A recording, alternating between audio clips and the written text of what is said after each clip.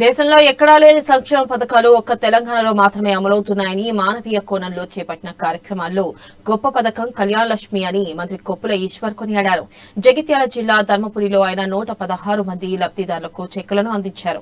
ఇక కళ్యాణ లక్ష్మి పథకం చేపట్టి 7 సంవత్సరాలు అయిందని, ఈ పథకం ద్వారా ఇప్పటికీ 12 లక్షల కుటుంబాలకు లబ్ది చేకూరిందని మంత్రి తెలిపారు. ఇక ఆర్థిక స్తోమత లేక అనారోగ్యంతో ఇబ్బందులు పడిన కుటుంబాలను ఆదుకోవడం కోసం ముఖ్యమంత్రి సహాయ నిధి ఎంతగానో ఉపయోగపడుతుందని పేర్కొన్నారు.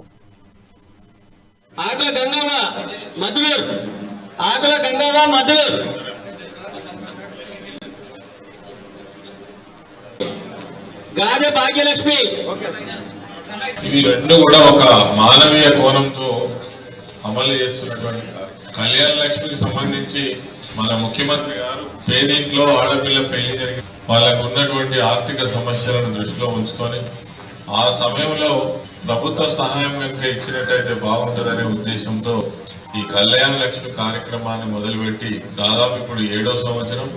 ఇప్పటికే 12 లక్షల పైసలకు కుటుంబాలకు ఈ కళ్యాణ లక్ష్మి ద్వారా 1,116 రూపాయలు. ఇది ఒక గొప్ప కార్యక్రమం. ఇక్కడికి వచ్చినటువంటి వాళ్ళకి తెలవాలి, ఇది ఎక్కడైనా ఇస్తారు కావచ్చు అని ఎవరైనా అనుకుంటారేమో.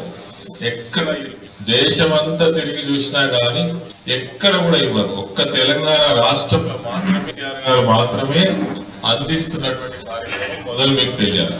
అదేవిధంగా సీఎం రిలీఫ్ ఫండ్ చెక్కులు, ఇవి కూడా కాంగ్రెస్ ప్రభుత్వం హయాం ఈ సీఎం రిలీఫ్ ఫండ్ చెక్కులు ఎవరికి వస్తుందంటే ఇవి రెండు కూడా ఒక మానవీయ కోణంతో అమలు చేస్తున్నటువంటి కళ్యాణ లక్ష్మికి సంబంధించి మన ముఖ్యమంత్రి గారు పేదింట్లో ఆడపిల్ల పెళ్లి జరిగి వాళ్ళకు ఉన్నటువంటి ఆర్థిక సమస్యలను దృష్టిలో ఉంచుకొని ఆ సమయంలో ప్రభుత్వ సహాయం కనుక ఇచ్చినట్టయితే బాగుంటుంది.